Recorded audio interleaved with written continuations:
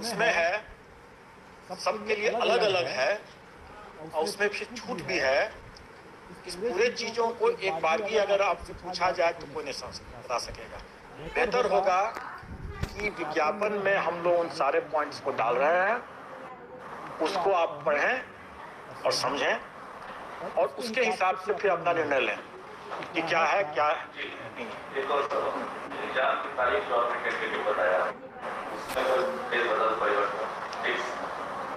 अभी तो अभी टेंटेटिव है।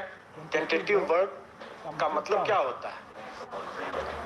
अनुमानित है, संभावित है, अभी अस्थायी रूप से वो तय किया हुआ है।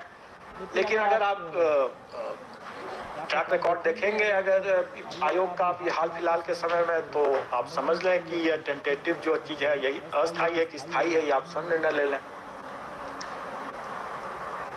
ये हमारे हिसाब से तो अभी हमारे लिए तो वही स्थायी है। और इसका कारण इसलिए हम लोगों ने उसको पहले घोषित कर दिया, और पाठ्यक्रम भी हम लोगों ने पहले घोषित कर दिया, क्योंकि अभ्यर्थी उनको पर्याप्त समय मिल सके और वो अपने पढ़ाई पर ध्यान दें, अपनी तैयारी पर ध्यान दें, और इधर उधर के अफवाह पर ध्यान न दें। मुझे आप लोग से भी बार बार अनुरोध है कि ऐसे कुतर्क जो भी मैंने जिसकी चर्चा किया, और कुछ और भी जो अनावश्यक,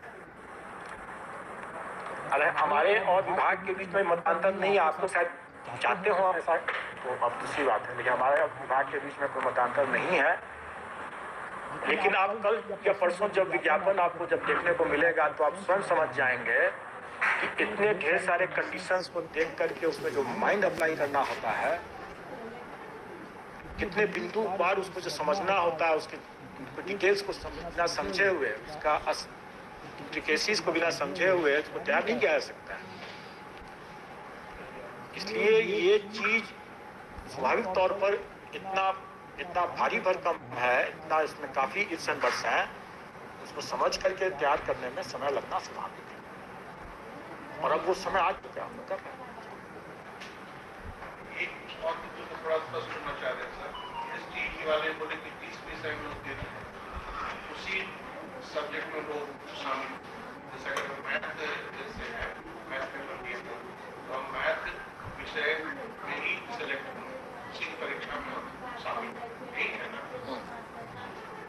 अगर एसटीईटी आपने, एक और मैं इसको थोड़ा सा और खुलासा कर दूं, वैसे कल या परसों विज्ञापन में आप लोग मिल जाएगा। एसटीईटी पेपर 1 जो है वो हाई स्कूल के लिए है, और पेपर 2 जो है वो हायर सेकेंडरी के लिए। पेपर 1 में अगर हमने मैथ्स लेकर के दिया है तो हम हाई स्कूल के लिए हम मैथ्स में ही हम अप्लाई कर सकते हैं, दूसरे में नहीं कर सकेंगे। और अगर पेपर 2 में हमने किसी और विषय में दिया है तो फिर हम हायर सेकेंडरी में, मान लीजिए फिजिक्स में दिया है तो हम हायर सेकेंडरी में फिजिक्स में ही कर सकेंगे, ठीक है? इंटरचेंज नहीं कर सकते। तो उसकी पात्रता आपकी है, स्टेटमेंट आपने जैसे पेपर 1 क्लियर कर रखा है तो आप योग्य हो गए, लेकिन उसी विषय जिसमें आपने क्लियर किया, दूसरे में आप नहीं अप्लाई कर सकते। एक और सवाल, आपने इशारों में उनका नाम नहीं लिया, लेकिन इशारा वही था कि इतनी बड़ी संख्या में परीक्षार्थियों को परीक्षा कैसे लेंगे, उन्होंने सवाल इस तरह का बयान दिया। आप नाम जानते हैं? मैं नहीं जानता हूँ नाम, मैंने जो सुना है मैं आपको आप हाइपोथेटिकली मान लीजिए, लेकिन मैं आपको बता रहा हूँ कि अगर इस तरह की बातें अगर उठती है, सुनी सुनाई बातें, अब किसने कहा क्या कहा उस पर मैं नहीं जा रहा हूँ। मैं आपको खुद बोल रहा हूँ कि आप स्वयं सोचें इस बात को कि जब अगर हम 6 लाख लोगों का एग्जाम लेते हैं तो हम सब 6 लाख का मूल्यांकन करते हैं। ऐसा थोड़ी है कि ऊपर से चेहरा देख करके 1000 का मूल्यांकन कर दिया, उसी का रिजल्ट भेज देते हैं, नहीं ना। हम तो 6 लाख का मूल्यांकन करते हैं, और उसमें से जितना डिपार्टमेंट को जितना वैकेंसी के हिसाब जितना चाहिए उतना ले लीजिए। उसमें से परीक्षा के को लेकर कुछ अगर बताना है तो सभी जिलों में रखेंगे, पटना रखेंगे, इस तरह रखेंगे, लागू नहीं सकता।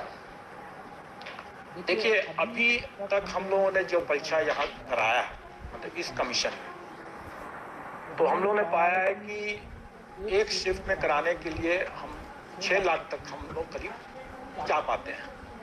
6 लाख से ज़्यादा जाने वाली स्थिति जब उत्पन्न हो रही थी तो उसमें हम लोगों को 2 शिफ्ट में करने की आवश्यकता हो रही थी।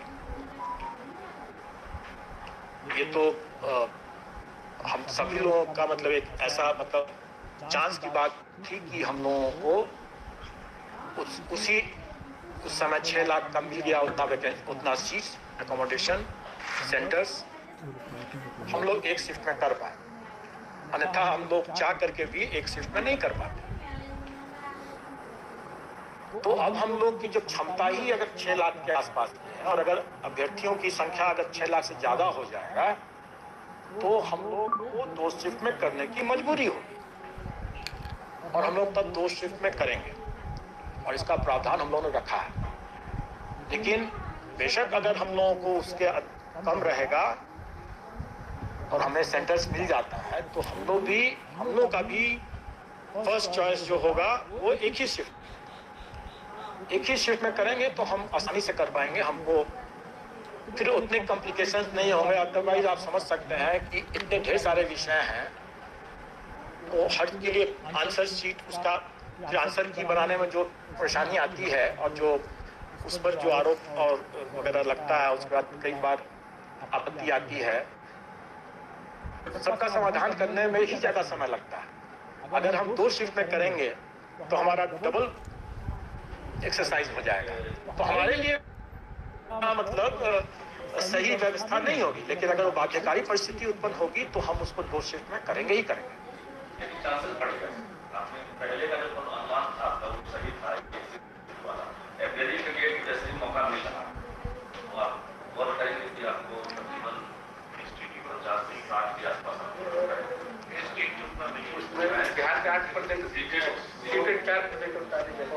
देखिए वो अनुमान हम लोग फिर से नहीं कर रहे हैं। क्या स्पेकुलेशन या अनुमान लगाना अपनी जगह पर सही है, लेकिन जब उसको अगर आप प्रसारित करते हैं तो फिर वो एक अलग फिर एक हो जाता है, उसमें अनावश्यक वो आशंका होने लगती है। हमें कैंडिडेट की संख्या से सिर्फ शिफ्ट की बात आती है, कैंडिडेट की संख्या से हमें उसके कारण थोड़ा नहीं होगा, इसीलिए मैंने कहा कि हमको ये कहा कि हम 10,000 की करते हैं साल में या 5 साल में है, तो इसलिए उस रफ्तार से चलेंगे तो 1,70,000 लोगों की नियुक्ति करना है, 5 साल लगेगा। ये हास्यास्पद है, आप लोग बार बार हंस जा रहे हैं, तो मैं क्या बोलूँ उससे ज्यादा। सर नियोजित शिक्षक को सर गाइडिंग करेगा सर, अभी तो उनका एक पेपर होगा, दूसरा पेपर नहीं होगा। फिर से सवाल आपका क्या है? सर जो नियोजित शिक्षक भाग लेंगे परीक्षा में सर, तो वो लोग भी सर गाइडिंग कर रहे हो सकते हैं क्या सर?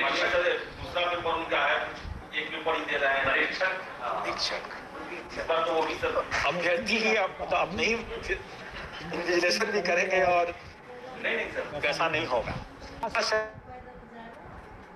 वो निराधार है, उसको ऐसे ही मतलब स्वाभाविक बात है कि हम कैंडिडेट्स को इससे ही इन्विजिलेशन कराएं, ऐसा भाई भतीजावाद हम लोग को नहीं करना है। नहीं सर, ऐसे एक पेपर के लिए मानिए सर वो हायर सेकेंडरी के दे रहे हैं, तो फिर मिडिल स्कूल का जो है उस पेपर में वो गाड़ी में रहेंगे, मानिए वो नहीं एग्जाम। पहली बात कि हम लोग ये समझ रहे हैं कि जो प्राइमरी स्कूल में जो अभ्यर्थी जो देंगे उसमें से कई अभ्यर्थी भी होते हैं, क्योंकि नौकरी चाहिए लोगों को, तो कई जो बेरोजगार हैं तो वो सभी में देना करेंगे, अगर योग्य है तो सभी में और दे भी सकते हैं, उनकी छूट है। और इसी कारण से हम लोग अलग अलग तिथि पर कर रहे हैं।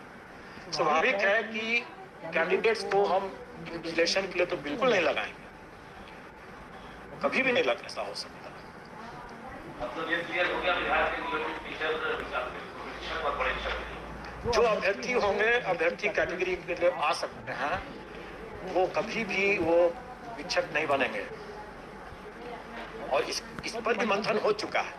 अब सब चीज का खुलासा मैं नहीं कर सकता हूँ, लेकिन मंथन इस पर हो चुका है और हम लोग की इतनी क्षमता है कि हम लोग, और ये क्षमता भी हमें फिर से शिक्षा विभाग से ही मिलेगा या दूसरे विभाग से मिलेगा। कॉलेजेस भी तो हैं शिक्षा विभाग के अधीन हैं। हमारे कई पंचायत के, ग्रामीण विभाग के कई अन्य विभाग हैं जिनका प्रेजेंस और लार्ज नंबर में है लोग, उसमें ऑफिसर्स हैं, लोग हैं, स्टाफ हैं उसमें।